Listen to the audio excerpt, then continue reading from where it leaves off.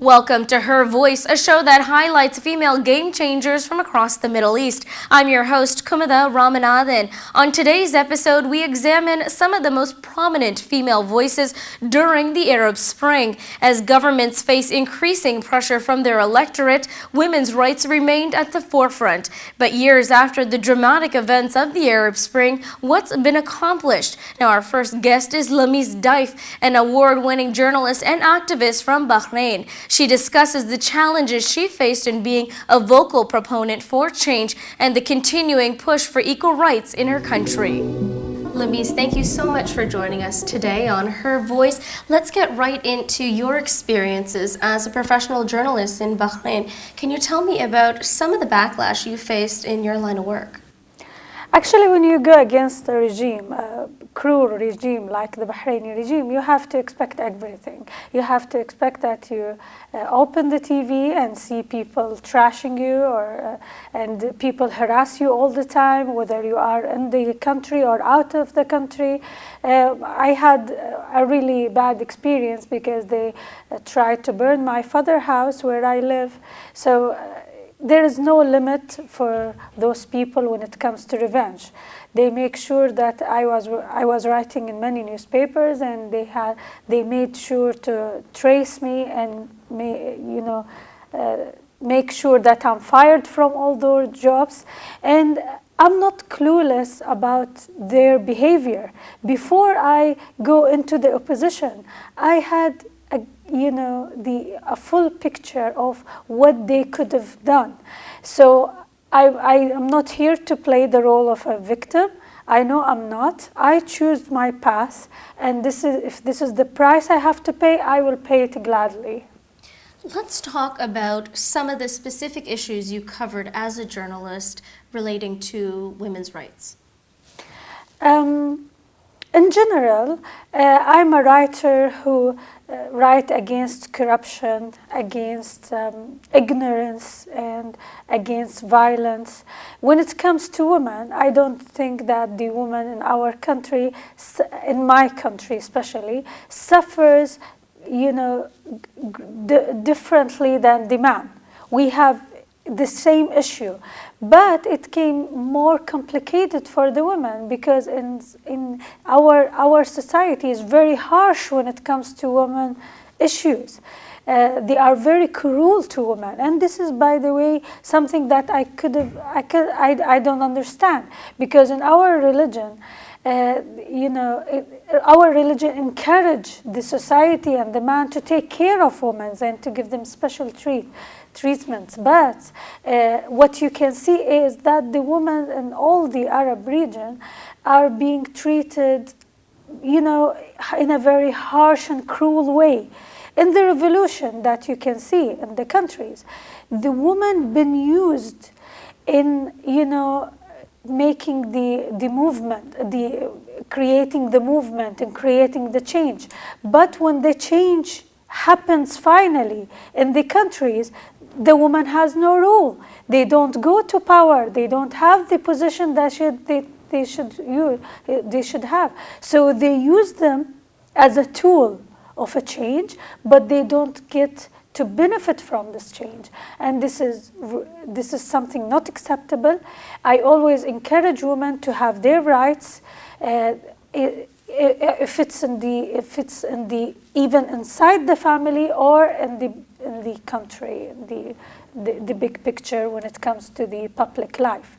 I started my career many years ago, before even the revolution, but I always clashed with my society because I saw that the society is, though the woman is working, though the woman is having, her place, but when it comes to the real, how can I say it? Let me say it by giving an example. The woman in our country built the house with her husband and built a life with her husband, but eventually he's the one who owns the house. He's the one who controls the life. But she participates same as him and sometimes more, but yet she's the second person or the third person in the family, and this is not acceptable. And that's why I was criticizing the situation, and it wasn't easy. The women in the all Arab Spring, they were the real engine of change. And what hurts me is that they're not taking what they deserve when those, revolutions succeed. And that really shows you that the system of the society is not right. So what I'm doing regarding women is not only pushing for the freedom of the whole country. I also encourage women to take their rights and to demand for their rights, and not to be used as tools in the hand of others. We hear about women's rights being a focal point in terms of constitutional changes. Do you think that's the way to go about changing the experience of women on a day-to-day basis in Bahrain? The problem is that sometimes it's not the constitution, it's not in the rules, because the rules say that the woman and the man are equal. Like even in the religion and in the constitution, it says the same. But when you come to the actual, reality, you will find something else. No, there is no rule say that the woman can't elect herself, go to the election. But when she goes there, she rarely succeeds. People don't vote to women. They don't trust women as much. And even the political societies, groups. Even in the political groups, they don't push women into those positions. So sometimes the problem is not actually in the constitution, sometimes it's in the society. Lamis, I want to share a video about one woman's experience of taking part in the Arab Spring from the UK.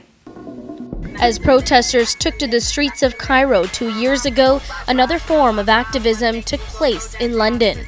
Moroccan-born hip-hop artist Zayo, then known as Master Mims, was one of thousands bounded by geography but not passion when it came to reacting to the Arab Spring.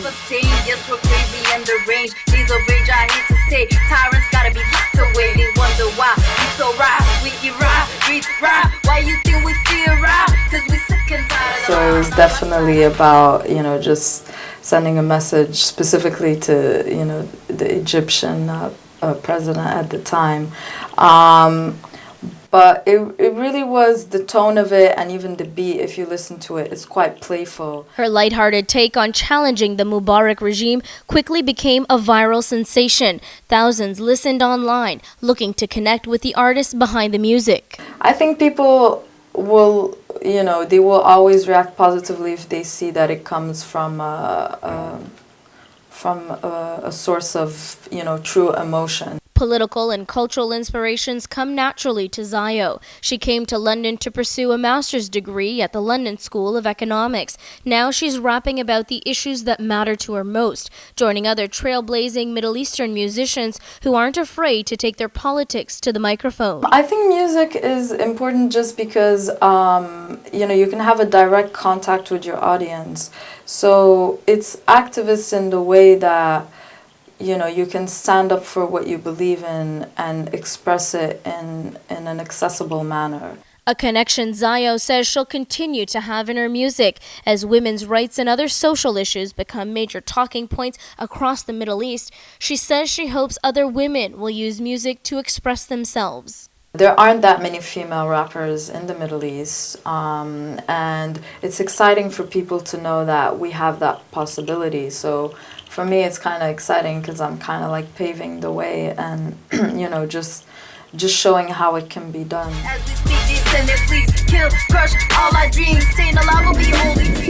Lamis, do you think having voices outside of the Middle East, putting pressure on governments in any way pushes them into acting? Of course, it makes all the difference.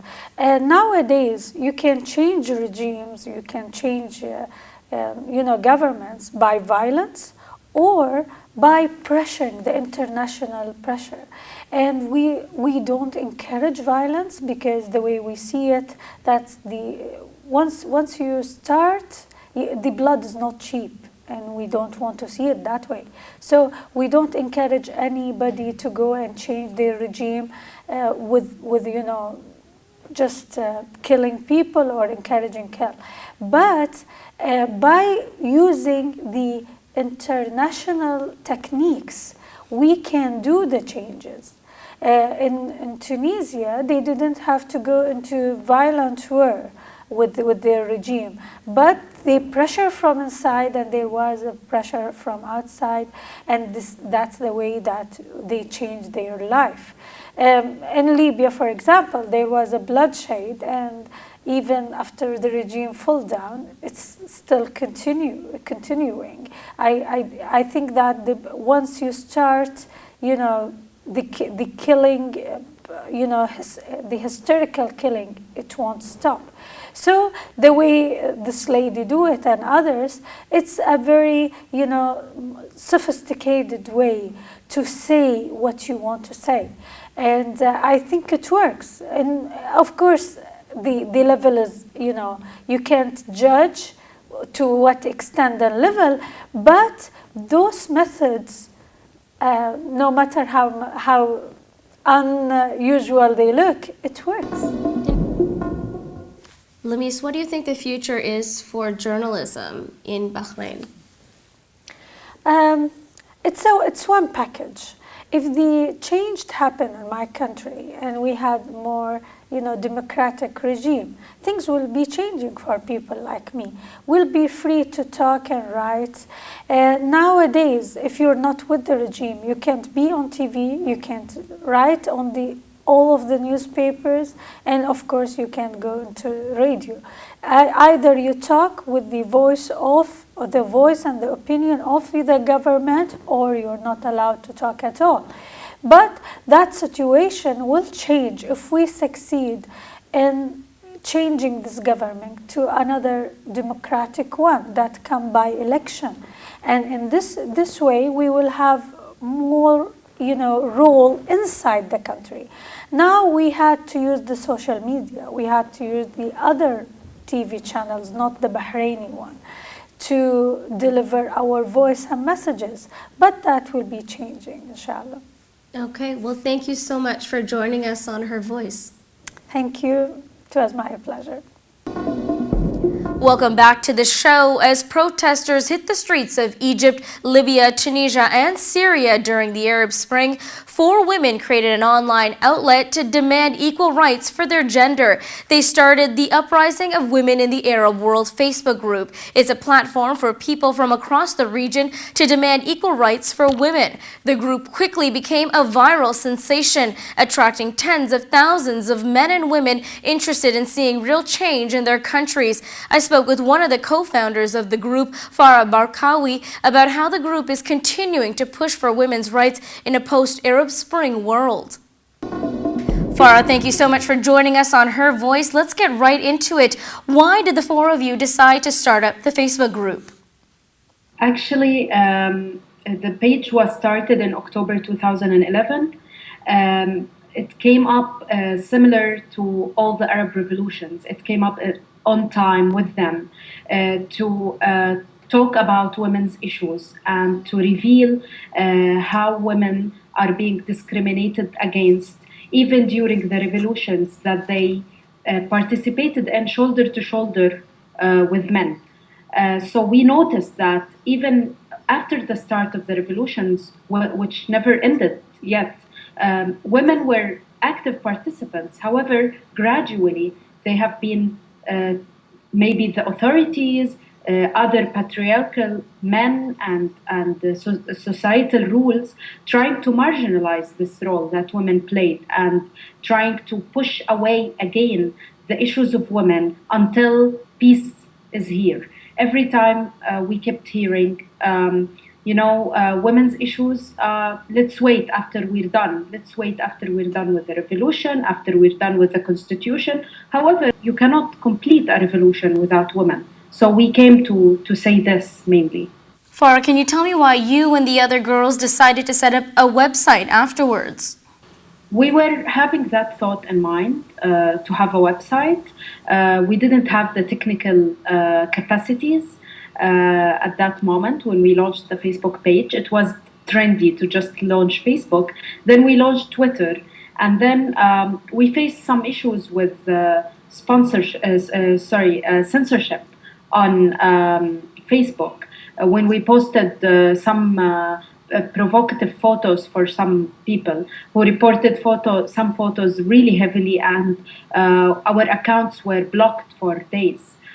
We thought it was not a sole platform for free speech as everybody thought.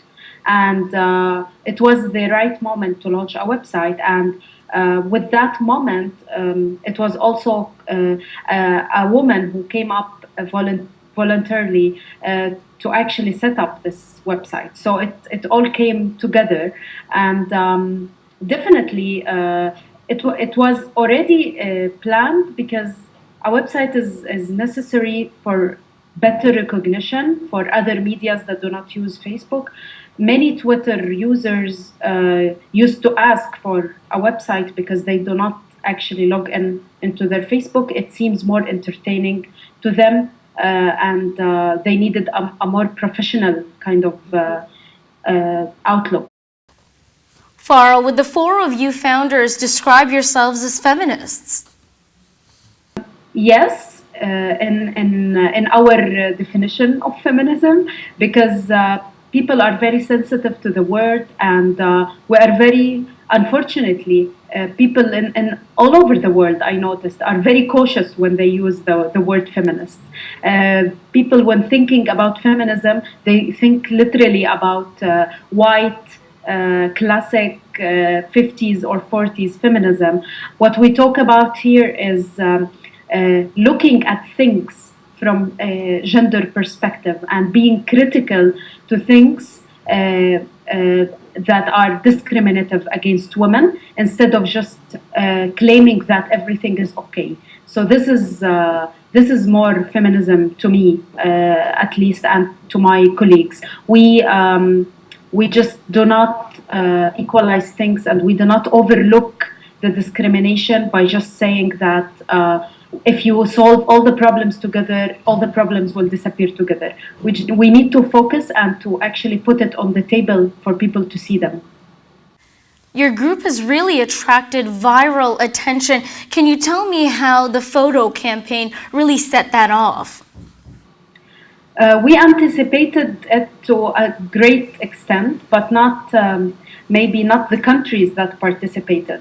We thought it was a year after we launched the page, and we kept receiving these questions about why an uprising is needed. You have obtained everything you could obtain. You are now maybe ministers and doctors and engineers, and just overlooking the whole idea. And we thought that a reply should not come from four women standing behind a screen. It is everybody's struggle, and every follower should reply to these questions. So we launched this campaign taking in mind that we need also to personalize these messages. And the image is the most personal thing that you could offer people, but at the same time, it could be public, because you are facing them by putting yourself on the front line and your photo. The photos, Facebook is a great platform for them, so we expected sharing them heavily, like what happened. We received 10 or plus photos so far. They were shared hundreds and thousands of times. However, what was really astonishing was that Yemen, Saudi Arabia, and Palestine were of the highest rates of photos that we received, and men too. 30% of participants in this campaign were men who wanted an uprising of women in the Arab world.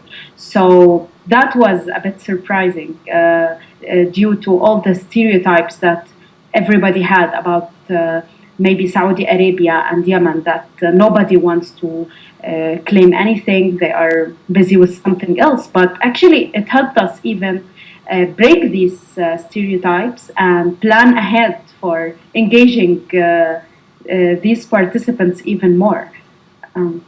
Can you tell me about some of your recent efforts to change women's rights vis-a-vis constitutions?